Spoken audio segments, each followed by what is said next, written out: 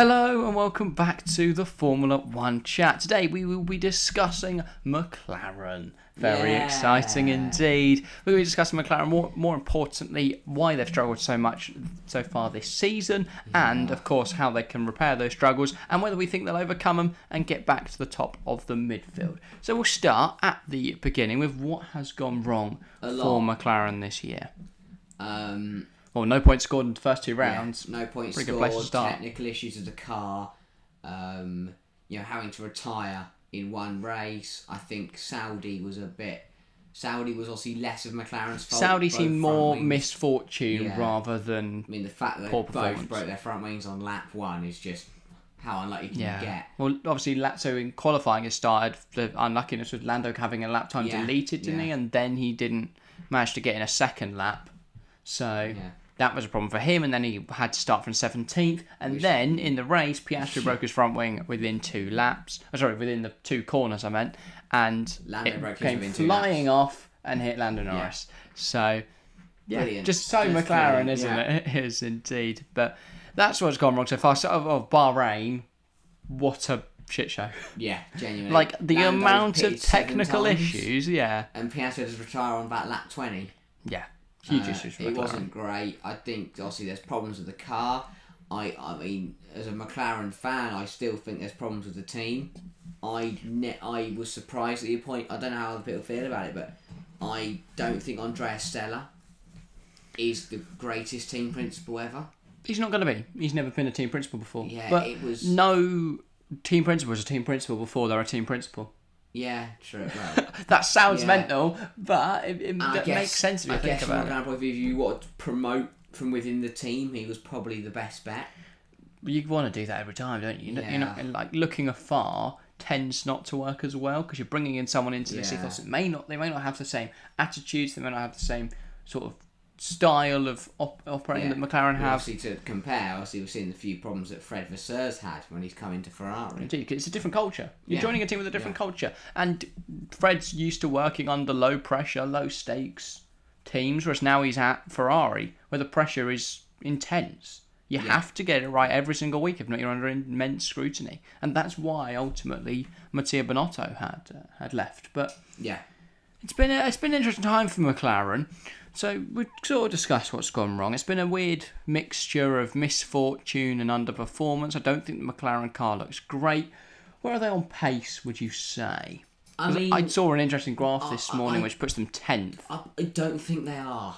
Well... And I think Piastri has proved... look at Saudi quali. He did do well. Brilliant lap he did there, and you feel maybe without as much misfortune as he had... maybe points on the cards. Who knows? I think McLaren have good one-lap pace. That's been shown. Yeah. Lando Norris looked to have the pace of the front runners. I mean, when you at Bahrain, because he kept changing his soft tyres, he was right behind the front runners. He was keeping up with them. I still don't think you can judge where McLaren are on race pace. Well, I think you can, because you can see FP2 sessions and the long-running numbers show they are 10th currently behind AlphaTauri and then Williams. So, and there are a lot of problems with the car. There are quite a few issues. McLaren right now in a bit of turmoil. Yeah. But all that doom and gloom aside, why should McLaren fans have hope? I mean, for me, I'm hanging on to the bits I've seen. That Piastri lap, proved me. It showed a bit of optimism. I also look at last year. McLaren started off at the very back, and through the year they got stronger. And they got towards the points-paying positions. So do you think McLaren have what it takes to catch up to other teams? I think they can maybe not get back to, say, where they were in 2021. That sort of top of the midfield area. Is that obtainable this year? I don't think it's attainable this year, no. And as much as that hurts me to say as a McLaren fan, I just don't think it's possible. Will McLaren get a podium this year? Yeah. You're just waffling. It's mental. I don't think they'll get to the top of the but they're going to get a podium. It'll be one of those weird and wacky races. Yeah, but they'll be too low or out of the race to capitalise. It's very, very rough from a McLaren point of view at the moment. They're a long way off. Like a long, long way off. Because first they've got to make sure the car can actually last a race. That will be ideal. Well, Saudi, they both reached the end. They're fighting with the Williams right there, remember? And then they've got to try and work out how to make sure it's actually somewhat quick in the race, and then they can start thinking about where they are. Yeah. Yeah, fair enough. I think my reason for hope would be that McLaren have one of the strongest driver lineups on the grid. I don't think that can be brushed over. Look at the drivers they're competing with. I'd say Piastri and Lando are better than the Williams pairing, better than the Haas, better than the Alfa Romeo, better than the AlphaTauri by quite a distance. Alpine? Yeah. Better. I think it's close. I think the problem for... Yeah, Alpine probably have a better lineup. Aston do. And that's the thing. But obviously that is a problem for McLaren. When your car is this slow and to have such a strong lineup, it's a big risk. They've got a strong lineup, but I'd still put them 6th. Yeah, 6th. Yeah, okay. So that's the problem, is they've got a good lineup. 6th, but where would you put individual drivers? And I think we're probably talking about Lando Norris here. Where would you put him? Where would you think he ranks in terms of pace at the top? I think he's behind both Red Bulls.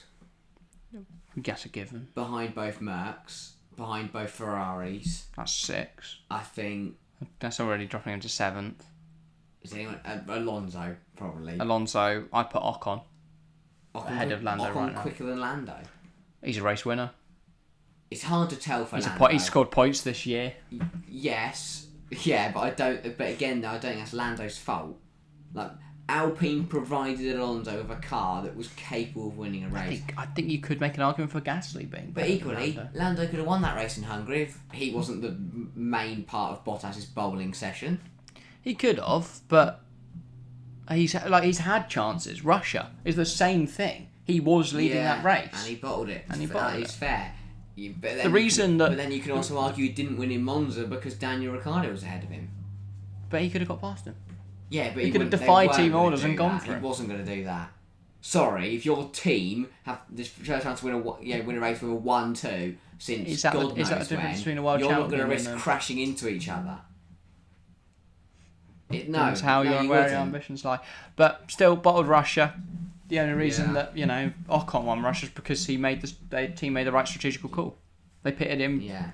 So to be fair, the team did make the right strategical call. Lando for the didn't. grid. Yeah. Well, no, they didn't tell Lando to come in. They should have been Lando, come in, lad. It's put random, your car into the pit lane now. But yeah, will they return to the top of the midfield? No, probably not. Probably not this season. Maybe next season, indeed. Yeah. Maybe next season. We're not going to have any major race changes. Team principle. They're still making changes to personnel. They've got a lot of changes to make to the car. Have they lost more than anticipated by losing Andreas Seidel? 100%. Because I think a lot of people would have looked at that and gone, it's just a team principle. But they seem to be a lot less organised. It's like in football if you lose your manager. And then replace him with the bloke that's done the kits for the last 10 years. It's like if Tottenham sacked Conte now and then brought in Ryan Mason. Yeah, but at least Mason's played. Still hasn't raced. No. It's like bringing in the woman who works in the canteen. Yeah, it genuinely is. Come on, Sandra, you've got to come manage him now. People have got to realise there's a lot of change that at McLaren. A lot of change. Stella's going to have a great understanding. I can't remember what he did before. The fact that Oscar Piastri has actually adapted to the absolute shit box that he's been given. I mean, and to put a P8, that's sensational. He did all right. He did all right. Look at the car. It's like a Flintstones car. And he put a P8. I don't think Piastri was running along the floor. But you probably get fair with Oscar, I think Oscar's a really talented driver, but I think it was his naivety that cost him points. He was too cautious on the opening lap at Jeddah. And then, of course, gets hit, loses the wing. And then after that, he was pretty much out of it. Did he make the wrong decision to turn down Alpine? Well, I think it's hard to say after 2 races. Of course, and with only one season. We might look back at this in 2026 and go, Alpine, my God, he's a 2-time world champion. We won't do that. I will bet my house. I'm not doing that. I'm not going to bet any house, but there is not a chance Oscar Piastri is a 2-time world champion come 2026. 2024 and 2025. Clip that. It's not happening. It is happening. It's not. McLaren have got 3 years to get the car back to the top. Nothing dramatic back to back. is going to change between now and 2026. Okay, after 2026 engine regs, when McLaren get the Red Bull engine. Well, how am I supposed to guess? I don't know. That is 5 years away. No, it's 3. But how am I supposed to know which team's going to adapt best? Nobody knows. Could that be McLaren's saving grace? Do they have to hold on until 20? Because there is talks about them, with Red Bull getting that Red Bull engine, and we know how good that is. I would say no. Okay. Looking at, the best example we have is the 2022 reg change. Yeah. And McLaren cocked that. They went from being the 3rd quickest team to being the 5th. So 5th's nice. And now they're 10th. Season and the 9th. And now they're 10th. So I think McLaren have shown they can't. Is that McLaren they don't really slower than the AlphaTauri? Like, honestly, really. Have you got any data to back up that it's not? Anything? I guess the driver line being better than AlphaTauri probably helps. Probably, yeah. But might do something. I just think McLaren are really slow. I don't know how they'll adapt to 2026 unless they change a lot of their personnel. All right. They've got to do what Aston have done. They've got to be ambitious. They've got to throw their balls about a bit. Look at Lawrence Stroll. He doesn't let anyone tell him he can't do something. He went and got damn Fallows, for Christ's sake. Yeah. I mean, that's pretty much getting Adrian Newey, but a little bit less. But I also think McLaren needs to deliver because both drivers have got a point to prove. Lando needs to prove he is still one of the best drivers on the grid. And from Piastri's point of view, he'll want to make sure he's at least the best rookie on the grid. Because at the moment, that's probably Logan Sargent if we're going off recent So biased. How am I biased? Because he's washed. Okay, you're telling me that De Vries and Piastri are better than him? No. Exactly. So he's been the best rookie. And that's the problem. Piastri, he waltzed Piastri's got a lot to prove because he won Formula 2 2 years ago. At the moment, he's getting beaten by another rookie who finished 3rd in an F2 I championship. don't compare across teams because that's not equal machinery. But still compare he'll want together. How? You can still compare their performance over the season. Okay, so if you stick a rookie in the Merc and the rookie in the Williams, go, well, the Williams one's clearly horrendous, isn't he? I still think the Williams rookie would probably be. No, it's not what I mean. You That's can compare performance in terms of, because you can say, right, if one of them's underperforming their team's expectations and one's overperforming, then you can tell which one's, Yeah, but we can't see that yet because, one, we don't know expectations. No, I'm not saying it now. I'm just saying in general, you can compare rookies. I think he'll be comparing himself to his teammate. That's the easiest way to measure it in Formula 1. He's beating him. Well, he's not. Both got 0 points, but you look he's at Saudi. Looked more. He's McLaren told Lando to let him through because Lando can get past Sargent. Piastri went there and got past Sargent. The problem for Lando is he's got to adapt from a Formula 1 car to a new Formula 1 car. Piastri's just jumping in the F1 car for the first time, so also, he hasn't got anything to adapt from. I think Lando as well. Daniel never challenged Lando last season. No. He was nowhere near him in any single race. But now Lando's got a teammate that's going to fight against him. Fair enough. What does this mean for Lando Norris? Contract expires 2025. He's stuck at McLaren for another 2 years at least. I think he'll make McLaren deliver the car. You think? I think McLaren will deliver the car. I think he'll stick with them. So say in this hypothetical scenario, McLaren failed to score a point this year. Where would he go? Red Bull. I don't think that's too competitive. Look how Max and Perez have got on so far. When Perez has a hope of winning the World Championship. Imagine Lando's there. But would they take Lando so Mercedes don't? And as a backup plan. But the problem would be... they've got Max till 2028. No, but would Red Bull then create a dynamic like we saw Hamilton Rosberg? Potentially. Because I think if you look at Lando and Max, if they're both challenging for the same title, they will go to any the relationship between Max and Lando is so strong. They clearly get on really well. Whereas we already knew Nico and Lewis had a match. But even Max and Checo got on really well. They do, and I think they still do get on well. But of course, I don't think Max is annoyed at Checo this year. He was annoyed at him last year because he felt he deliberately crashed at Monaco. But I'm just saying, we know Max, if it gets close between them, who knows what's going to happen. I don't think it will be. Yeah, because they are together. I think Horner I think the only reason Verstappen and Perez are anywhere near each other in a championship is because Max Verstappen had a car issue. Yeah, look at Bahrain. That's the only time we can judge the performance relative to each other, and there was a 25-second gap. Yeah. To your teammate, 25 seconds. That's Hamilton and Bottas range. And so even if Lando's 10 seconds quicker than Perez... I thought it was 10 to Perez and 25 to... I thought it was like 40 to Alonso. Or 40 to Lewis. Max might have been 40. But I'm saying from Perez to a... Oh, I don't know. I'll get it up. But yeah, I think Lando would just be too competitive. I think Merc I mean, they've got to deliver a car, though. That's the problem. Okay, yeah, 11 to Perez. So why would Lando jump ship to Merck now when they also look like they're going to struggle? Well, because struggling while scoring 38 points is different compared to struggling and being bottom of constructors. With 2 races in, it's hard to tell what's going to happen. I think... I can tell you what's going to happen. McLaren are going to struggle this season. They'll pick up points, though. They won't be... When? When? What do you mean when? I just don't see him scoring points. Oh, ridiculous. Based off the first 2 rounds of the season, there's nothing to suggest they will. He literally qualified 8th. And he crashed into someone. He didn't crash into... Sorry, no. No. Porsche crashed into someone. Right. He didn't crash into someone. Just came together, lost his wing. Someone crashed into him. Were they penalised? Racing against him. You shut up. Just shut up. He was P8, right? With Charles Leclerc, Max Verstappen and Pierre Gasly behind him. That's 3 people better than him in better cars.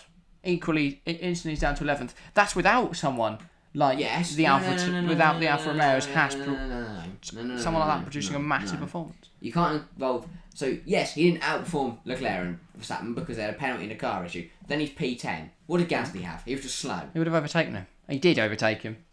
That doesn't matter if he overtook him or not. He still outqualified him. Okay, yeah, I'm saying he's outqualified him, but he doesn't score points. That's what I'm saying. He doesn't. McLaren won't score points.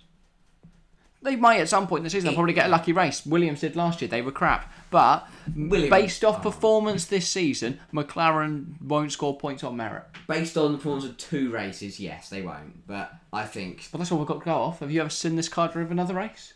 Yeah. No, you haven't, have you? Stop waffling. No. So, what have you got to go off? You can't say they're not going to score points all season because of 2 races. I can. I am. Well, no. Have that. There you go. Stupid. Checkmate. Okay, what if they win the next 3?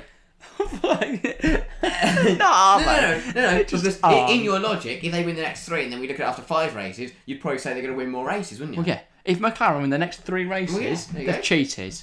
They need to be locked up because they've swapped with the Red Bulls and painted the colours different. Right. Waffled them. All right. But they have to have cheated if they've won the next 3 rounds. Okay, if Lando Norris now wins in Australia... If Lando picks up a point in Australia, I'll be surprised. Okay. What? If McLaren can keep the car going for a whole race and not crashing, not get down... They might finish 14th. They'll be near. But that's not points, is it? No, 20th is near to 10th. It's not near. Relative. No, I mean, they will be in and around the points. They will be close. They won't be in. And they might get in them. They won't. Well, you don't know that. It's a prediction. God. You don't say, what are you predicting, mate? All right. How can you possibly know? All right, okay. Anyway, so you're saying, when do you think McLaren will score points? I don't know when, but I think they will. I'm asking for a prediction. I know you don't. You don't have a mystical ball, mate. I know. I think they will. Okay. I think they'll pick up points in. Can we look at the calendar? You've forgotten what races we have this year. Kind of. I think they'll finish about. I'll say it. I think they'll finish P6 in constructors. What ground? No, P7, and they will score points at Miami. Okay, I'm going to say they score points at Baku in 2024. No points this year for McLaren. Let's end. We will. I won't respond to it. Let's just end. Thank you all for watching, guys. Get involved in the comments below. Will McLaren return to the top? Can they overcome their current struggles?